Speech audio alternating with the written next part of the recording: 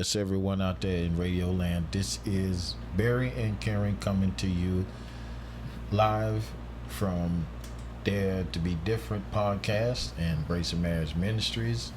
Here we are once again coming to you with another podcast. We're tired and sleepy.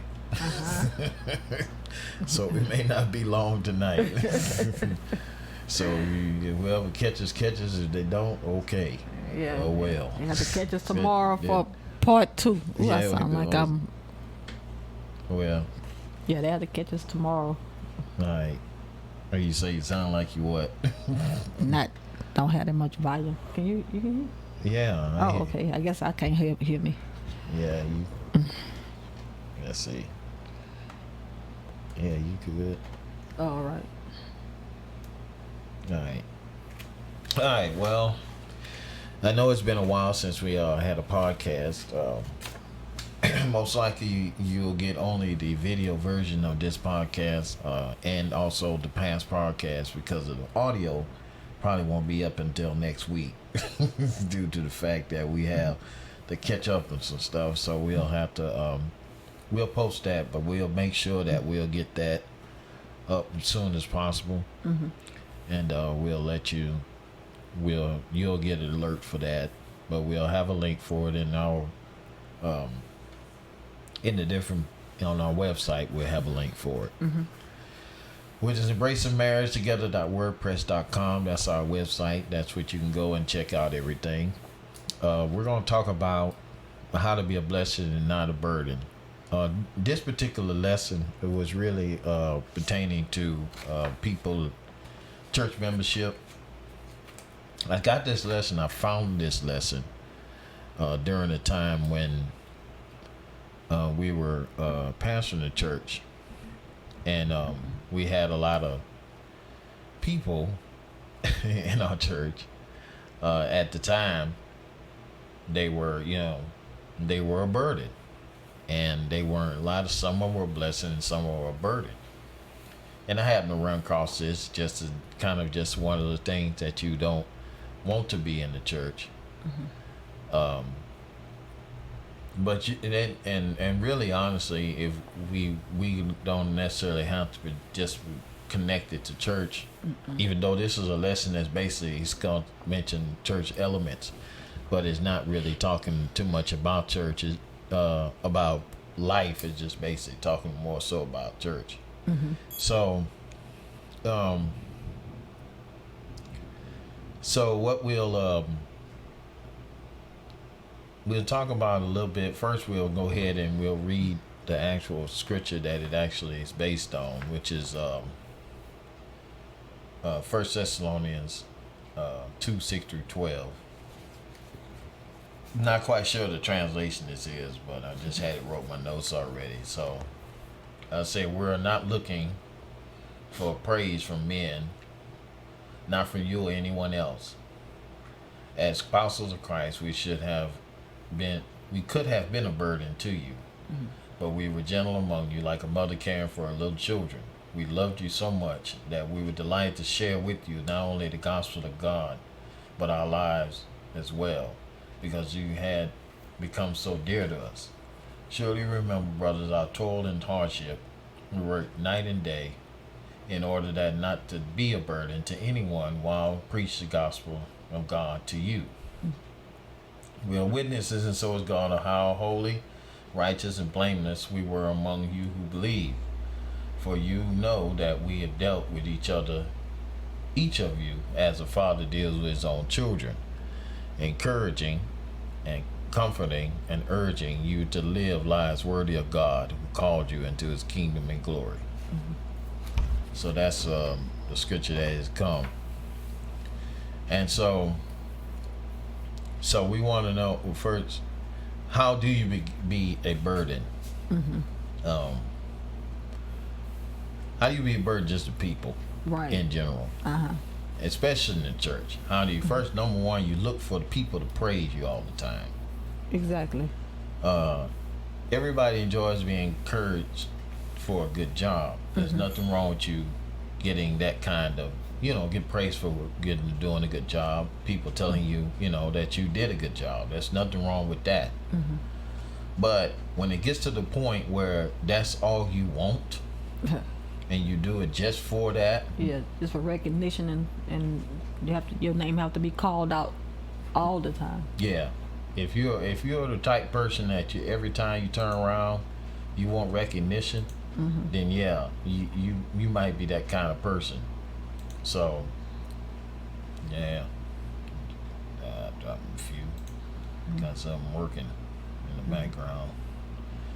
But so if you, like I say, one of the things that you don't want to do is you don't want to ever do anything so that you can get people to praise you all the time.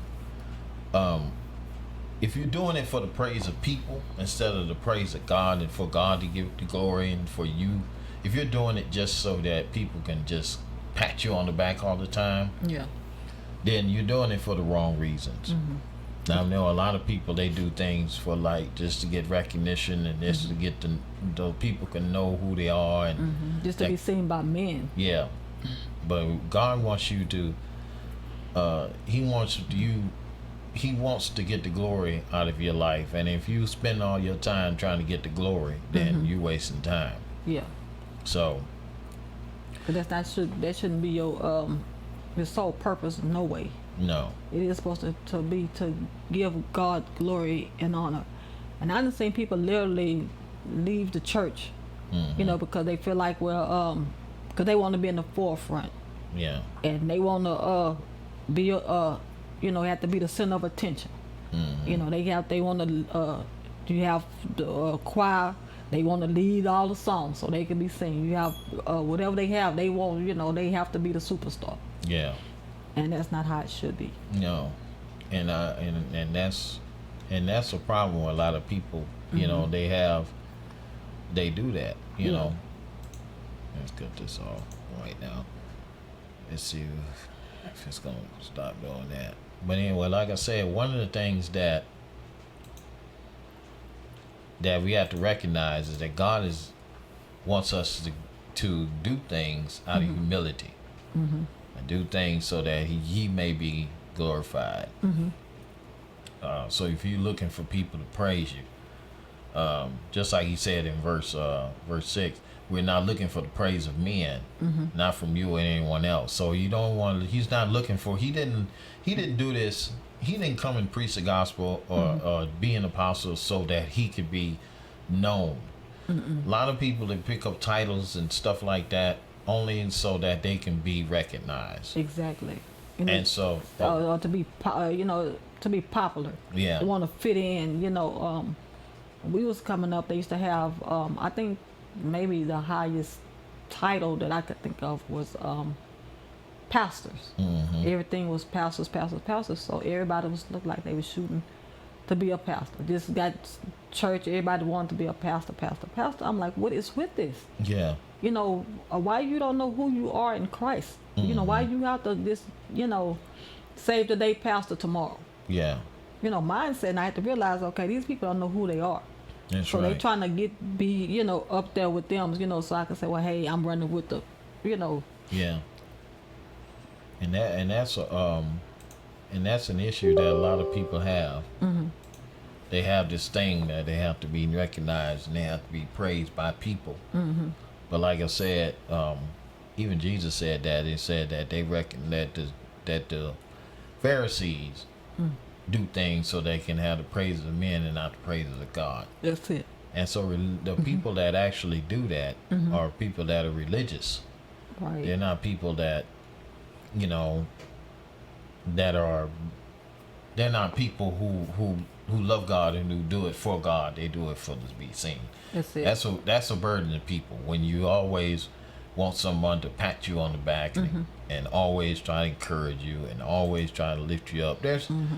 I mean, you ought to be able to get to the point in your life where you can be able to hold up your own self That's it. and not allow people to always have to hold you up. Right. We shouldn't have to tell every Sunday, well, bruh, sister, we sure enjoyed your song, and we sure enjoyed your singing. We sure enjoyed this, and I'm like, we shouldn't have to do that. We shouldn't even after you preach your greatest sermon. Yeah. We shouldn't have to come tell you, boy, Reb, you sure preach. Or Pastor, you sure preached. Or whatever you are, we shouldn't have to, And some people look forward to that. They drive on it and they thrive on that. Yeah. And I'm like, okay, what are you doing this for? You doing this for man, this how you can know if you move the crowd or, what is your purpose for this? Mm-hmm. Even if you bring it into real life, just not in church, but bring it into real life, or you just go and you doing your job just so you can be recognized by the boss. That's it. Or you do stuff in your family so your family can say, oh yeah, he did a lot for mama when she was alive, and you're doing it so that people can say that you did this and did that. Exactly. You see it all the time in families. One thing I could say about, I could just use my husband for this. One thing I could say about Barry, I could call on him, and he gonna come, and then he could, if you need something, you could, and after a while you get used to that. Yeah. You be like, hey, pride get in, the ego get in, so you have to kind of sometimes be careful and mindful of. Yeah. People calling your name, and then we done seen people. I done seen this one person go to the top. Just by doing it on the job. We used to call them teachers' pet in school, but and she went to the top. Just trying to, want to be seen and just full of pride and wasn't satisfied till she got to the top. I mean, I done seen people snitch on each other, snitch on people, do all kind of things just to get to the top. Yeah. So, and I'm like, I really never understood that, how people do that, but they just want to be on top. That's right. They refuse to be second, and they just want to be first, number one. Yeah. And you find a lot of times because a lot of people are, walking in pride. You're right. When you want to be seen and you want your name to be in lights and you want, all this stuff, you're not doing this for God. And even like say on your job, what is your real reason? You just you're looking for position and you're looking for promotion and you thinking you the next in line, so you're gonna do all this stuff to get it. Yeah. So that's the reason why we shouldn't do that. We become a burden when we seek to out encouragement rather than letting encouragement come to us. Our activity and focus changes to elicit praise. We begin to do things for the response of others rather than the response of God. That's what we just got through talking about. And that is so true, because we find people in the, we've been seeing people like that. Well, they won't even encourage nobody else. No. They won't even, did something great happen for you, they'll put they'll lift themselves up. It could be your day to somebody want to speak well of you. Well, yeah, because I remember when they did that for me. Won't even let you even have your time. Yeah, they want to steal your thunder, as they say. Yeah, and I'm like, won't even, and it's really not the way that we should be. Yeah, and we gonna get through this pretty quick because our internet's acting. We drop more frames. We drop more frames than a picture factory. So it's we gonna say when we get caught up with the seeking and praise of people, we become burdened because we're not seeking to do what God desires first. So we're putting ourselves ahead of God when we decide. We become a burden when we decide that we're going to put our own desires before God. Right. The second thing is the how you can become a burden is to get caught up in your position. Oh. Yeah, we just said that. That's basically what you just got through saying about how that some people sometimes it seems as though position is everything to them. Right. It says how many times have you heard that it is not what you know, but who you know. That's true. That is so true. Paul says he could have used his position to be a burden to the church, but he didn't. So he had every right as an apostle. Him and the apostle had every right they should have been supported by the gospel, by them that they preached to, because he even said that in one scripture it said that he that preach the gospel should live of the gospel. So a lot of people have the issue with giving the preacher money. That's a big thing. Right. That's basically, or financially supporting the preacher. Right. Let me because you know, I want to. That's just like the church. The preacher always want to take your money, but that's not what true. that's about. No. The thing is that he said he could have got them. They could have paid his way. He could have never worked. They could have took care of his every need, and he didn't have to. But he chose, and they chose to do something to support their own selves. Yeah. They worked. Paul was a tent maker.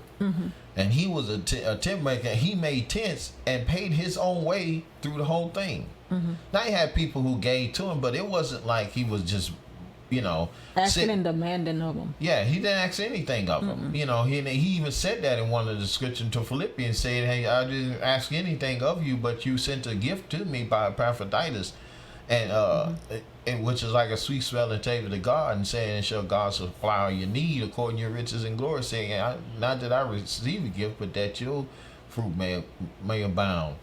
So he wasn't asking anything of him, but they offered it because they wanted to sow into his life, and that's what it should be. So a lot of people get caught up in that position, and we had a lot of that happen too in every area. Yes. Especially in the church when you have people who want a job for position because they want to see who can get to be the closest to the pastor, you know, Right. who got the highest title in the church, you know, That's it. next to the pastor. I you call know. it this thing of importance. Yeah, they You know, trying this, to. you have these people, they just want to be so important. Yeah, And it's so sad, you know, because I sit in church and I see that I guess it to some effect it bothers me, some it don't, because I guess I realize, well, hey, they don't know who they are. Yeah. And if you have this things of, you know, this thing of importance, you know, when you got this feel so important that you know, because you have this position and you look down on everybody else because they're not where you are in position, yeah, you know, I know how that feel. That's not no good feeling, you know, have somebody look at you and then don't speak. yeah, That's the real issue. Don't speak to people, 'cause, you know, they won't even speak to you yeah, because I'm up here now, you know. I'm up here and I'm not down here with you little, you know. yeah. And that's an attitude that a lot of people shouldn't have. Because even Jesus is saying that if you think that you're, you know, he that wants to become first, says, let him become servant of all. So Right. if you desire to be first, let him become a servant. So the way up is down. So that's Exactly. in the kingdom. So we can be overly critical of someone in our Sunday school class and say we can, you know, whatever light class or whatever you have in your church, and say, but we can be unconsciously prejudiced in our practices. That is exactly the reason why I don't. Well, that's what he told me. Oh, he was talking personally. Then the notes are talking personally. But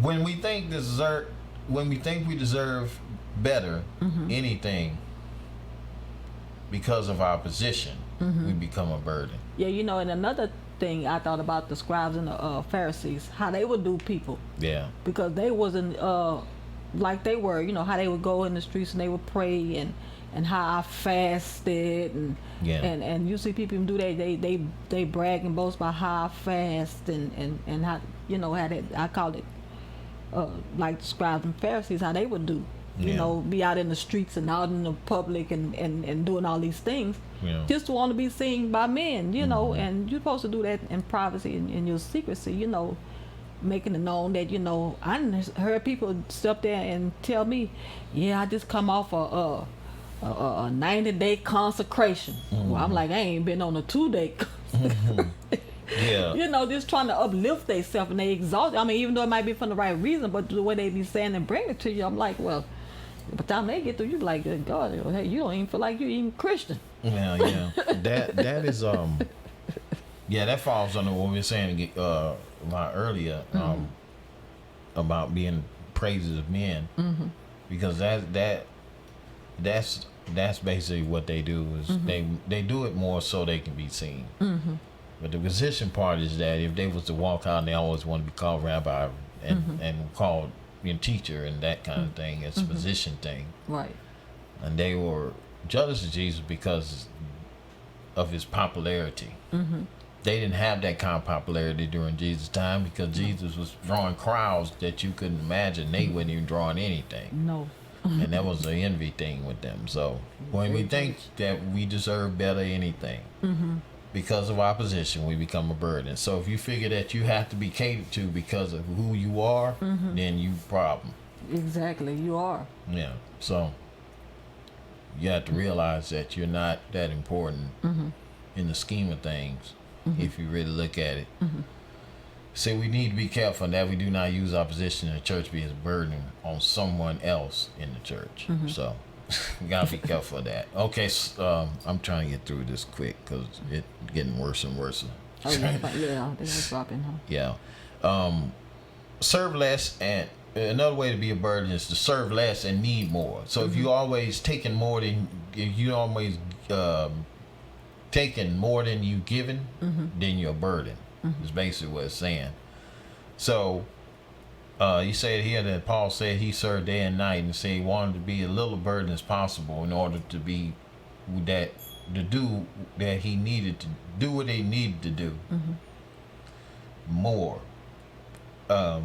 So he basically went and he worked and he toiled on his own to make sure that his and the people that were with him needs were met. But the thing is that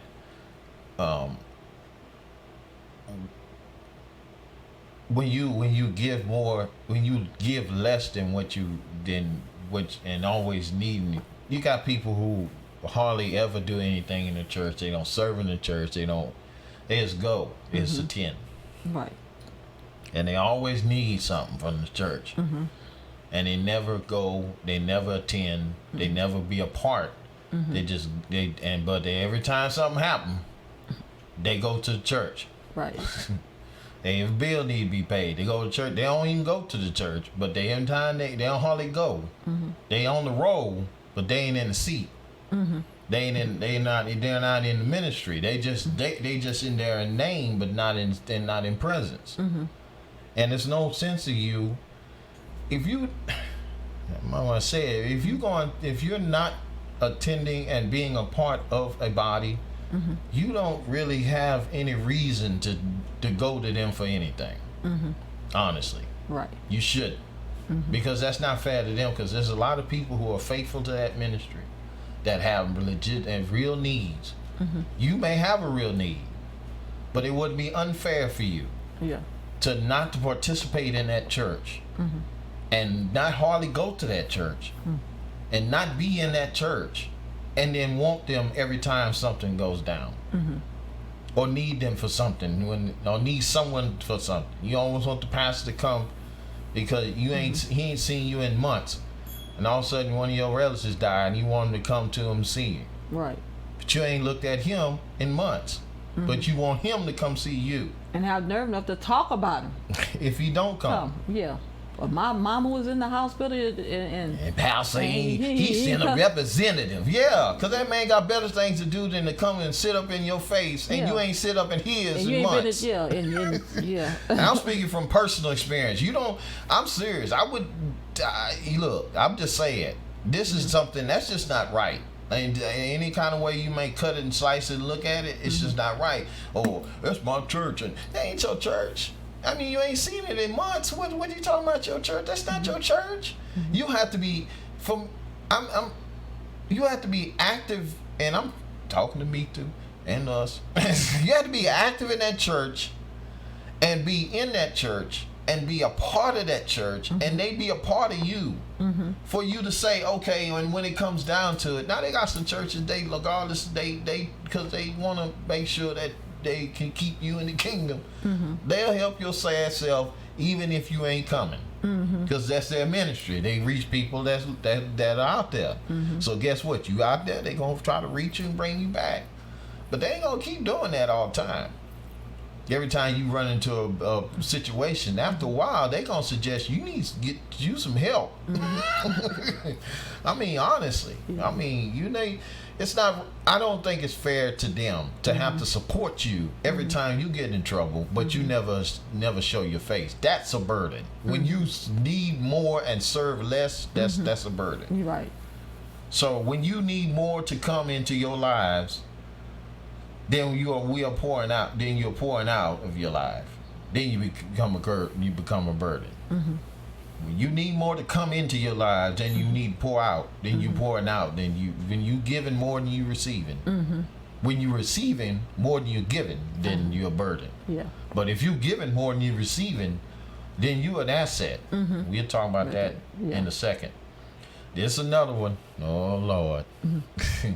Live an inconsistent life. That's another burden to the church. How many people know is living inconsistent lives?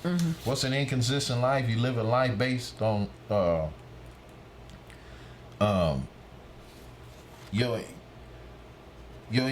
inconsistent life is basically your life is just up and down. You in and out the church. You don't know what you want to be. 1 minute you want to be saved. 1 minute you don't. 1 minute you want to be in the church. 1 minute you don't. 1 minute you want to do right. 1 minute you don't. That's inconsistency. And inconsistency is a burden to anybody. I don't care if church or otherwise. Yeah. If you're a child, if you're a parent, you got a child that's inconsistent. One day they good, one day they bad, one day they good, one day they bad, one day they bipolar. One day, they do good one day, and then 2 or 3 days later they not. That gets kind of old after a while. It gets old fast. It gets old, and so you have to make a decision. Then you have to make a decision. Do I want to put up with this for the next few years, or do I need to stop this right now? Because a lot of people, a lot of pastors be like, you know what? They call you to the carpet and say, look here, man. You're gonna have to work on this life thing. Right. You're gonna have to get yourself together. We can help you get yourself together, but you're gonna have to do. We can't just keep carrying you every time you fall. You don't want to make a decision. Right. I know we can only carry you so far. That's it. There was 4 men that carried a man that Jesus healed. And he had his 4 friends carry him on the roof of a house and drop him down in front of Jesus. But they got tired. You know what I think they did? They got tired of carrying that dude around. They got tired and some people get to the point where and I preach a message on that. I say they'll stop. They get to the point where they get tired of carrying you, and they're going to bring you to Jesus. Yeah. They're going to say, we need to get you some help. So we're going to I'm stop carrying you. We're going to bring you somewhere where you can get some help. Right. And they knew the only person in that time that can help that man was Jesus. So we got 4 of them got together and said, hey, let's all go, and we going to get Jesus to heal the dude, so we stop carrying him. And that's what's going to happen. You're going to go, and church going to get to the point where they say, you know what? You're going to have to walk by yourself because we stopped carrying you. Yeah, because you could only carry a person so far No. and so long anyway, because that's going to be a weight. That's right. It's just like me trying to just literally pick you up and carry you. Yeah. That's how you can imagine the weight and the burden Yeah. of you trying to carry somebody like that. That's the greatest burden in the world, especially when you trying to carry somebody ain't trying to help themselves Yeah. or try to do better for themselves and just giving you a bunch of excuses and blah blah blah. After a while, it does get old fast. Yeah. Trying to see what's going on. Oh, man. Trying to see what's draining this CPU. Okay. I'll check it out later. So we done covered 4 things. So we're gonna recap. One, make sure I get them right. Okay. The first thing, look for people to praise you.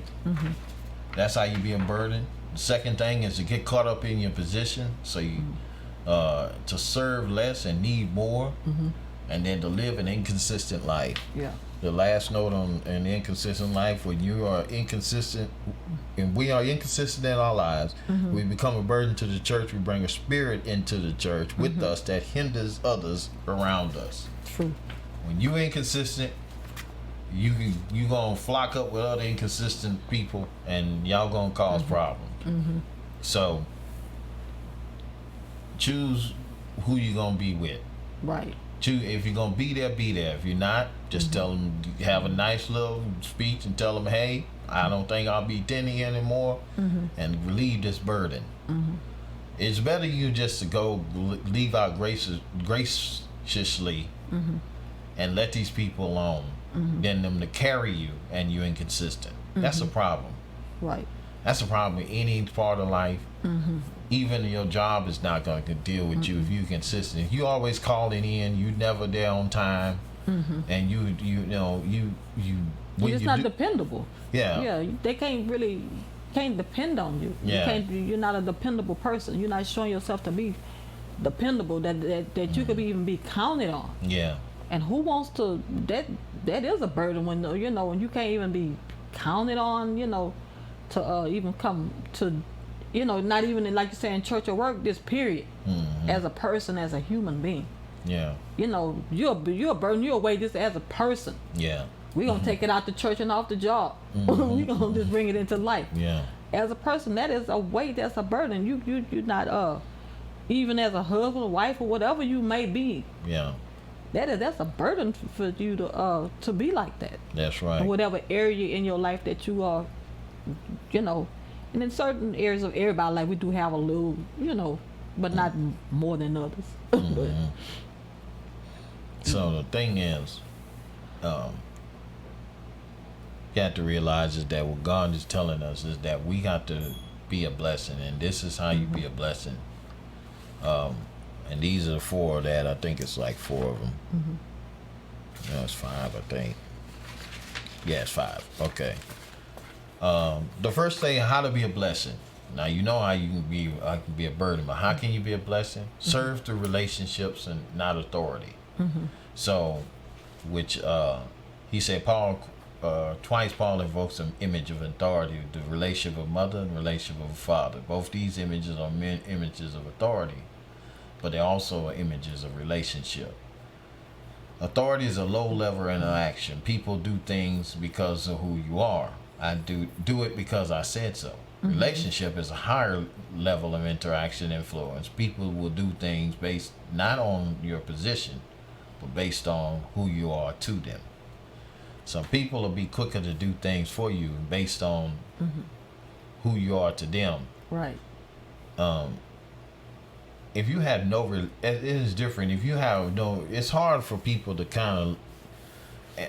I say it like this: we used to have this thing where we used to tell them and say, that didn't want you as ministers when it was the church was in. We got term we said we're not to come familiar with the people. What it did is basically it basically separated them, the leadership from the laity, and it made them. He wanted them to develop a closeness with them amongst themselves, which the church was a small church, so there wasn't much you could do. Not to know each other, he was involved in each other's life whether he wanted to or not. Church wasn't that big. Kids grew up together, y'all went to the same, some of you worked together, I worked with some of my church members, and so it was kind of hard not to, it did kind of make us, we do on one hand, I disagree with the fact that you separate yourself in that respect because it isolates you from people who could really need you. Yeah. I would say don't be so common. Well, that's still the same term. I mean, what it is that here's the thing. You don't want them to lose respect for you, no. Exactly. And that was the issue. Big thing, yeah. That was the issue. But then here's the thing is that if you're developing relationships with people, there is a certain level of respect that they are to have for you. Like in our churches, we have different pastors in our church. We they pastors and stuff. Now everybody, it's like 1,300 folk in that church. So everybody is not gonna know everybody as a whole, because all of them they go in groups. They're not cliques, but they're actually groups of people that get together. They've been knowing each other for periods of time. Well, a lot of the leaders, they hang together because they've been knowing each other. They all about close to the same age, so they all know each other. They hang out with each other from time to time, but they all got their own personal lives. They have families, they have jobs. Some of them work for the ministry, some of them don't. Some of them got their own careers and other things. They deal with each other on a sometime basis, but they get together when they can. They don't interfere in each other's lives so much. That's what I saw a lot of. Yeah. They don't interfere in each other's lives so much that they disrupt the normal activity of their life. They ain't gonna finna let you do that. We learned that from that. Yeah. We're not let you interrupt our life to the point where it disrupts our personal life. No. Well, we can help you when we can help you. We will, but if we can't, we can give you over to somebody that can. Put you like that. That's what happened to me a few times. And when that person can help me, guess what? He found out somebody can help me. Yeah. But it wasn't. He didn't want it to be such a much of a burden, and that's what we're trying to relieve. Yeah. We're trying to leave it being on somebody. You just constantly just being on them and say, hey, maybe you need to talk to this person. Right. They know how to shift you. We learn that on the job. Basically, you refer to the right people. I mean, you calling me, I'm security, but your door's broke. No, you can call maintenance. Yeah. I don't fix doors. I lock doors. And there's some doors I can't open. You need to call them or no, that's not my department. But you have to learn how to guide people in the right direction. But and on the other one, I do agree because, like I say, the respect thing. But then I disagree for the fact is that it makes, if you take it the wrong way, you will isolate yourself from people. Right. To the point where people can't even get near you. Like I say, it goes back to what you're talking about. Then you become this kind of person that can't be touched. Because you're a minister of the gospel. You're a minister and a pastor in the church. No, who cares? Yeah. You pay bills just like I do. You have stuff going on in your life just like I do. You cut yourself, you're gonna bleed just like me. Yeah, I mean, I understand that you have a position, and you feel so important. But God, He gave you that position. Yeah. And just as well as He gave it to you, He can take it from you. And I realized that. That my position don't make me, I make the position. That's it. So my character and without God, there is no position. That's right. But my character is what holds me in that position. That's it. So if your character is not to the place where you can stay there, you'll lose it. You can get the position, but you have to have the character to stay there. That's it. So serve the relationship, service. That was a thing I talk about, and then we'll probably do the rest of them tomorrow. Okay. I was talking to Blade Story, and I talked about one of our pastors in the church. He was our youth pastor at the time. I was talking to him. We were sitting in church just chatting. And I was talking to him about it. I said, and I'm anointed to be second. That's what I told him. Yes, you did. I told him, he said, what do you mean? I said, I learned in every ministry that I've been in, I've always been the second man. Always. Yeah. I never been the pastor of the church. I've been once, and that didn't work out too well. I learned I listened to the message earlier. It was talking about staying in your lane. Yeah. Yeah. I learned that's my lane. I mean, I can't get around it. That's my lane. Yeah. I find myself doing that, even with this. When I got into this, and I found I had other Christian streamers, I was talking about helping them. I wasn't looking for some help. I was talking about helping them. That's the way that I guess I'm just set up that way. I want to, just the way I am. So I said, I'm anointed to be second. He didn't understand that statement, but I remember what the scripture said. It said, he desires to be first, let him become a servant. See, he desired to be first, let him become last. And see, he desired to be, a master, let him be servant of all. Yes. So Jesus said, you got to learn how to serve. Serve. And if you're going to be a leader, serve. Right. And so I said, I'm always going to be, I'm best at being second. Yeah. That's what I told him. And I always have my little favorite quote is, the greatest leader in the world was always the greatest follower. Yeah. If you can follow well, you can lead well. Yeah. I've seen a lot of people, they tried to lead, and I could tell they wasn't a great follower, because when they had somebody even though they was in leadership position. Mm-hmm. But they had somebody that was over them. Yeah. But they wanted everybody that was under them to follow their lead and do what they say, do what they ask, this, and this. But I'm looking at you when somebody that's over you Yeah. asks you to do something and you tell them that I can't do this and I'm not gonna do this and I'm not gonna do that. No, and you had this bad attitude and we looking at you like, like what? And you expect, And but then you you expect us me. to follow you, but you can't follow nobody that's above you. That's right. And that's why that's why I came up with that. Mm-hmm. I say she's not and I was working under this person. Yeah. I say she's not a great follower. That's why she's not a great leader. That's Then right. you want to get mad and upset because people don't want to follow and do, as you ask, but you're not leading by example. That's it. Because you have people that's over you cutting your paycheck and you telling them what you can and cannot do and what you ain't gonna, Yeah. So that looks bad on your part. That's why I say it's a character flaw. When Yeah, people, yeah. that goes back to what we was talking about. They want more than they give. So, and that when you have a person like that, that's a character flaw in them because Yeah. they already don't have much esteem as it is, and they want people to obey them, but they don't want to obey. You don't even want to be your pastor. You don't want to Yeah. be whoever may be over you. Yeah.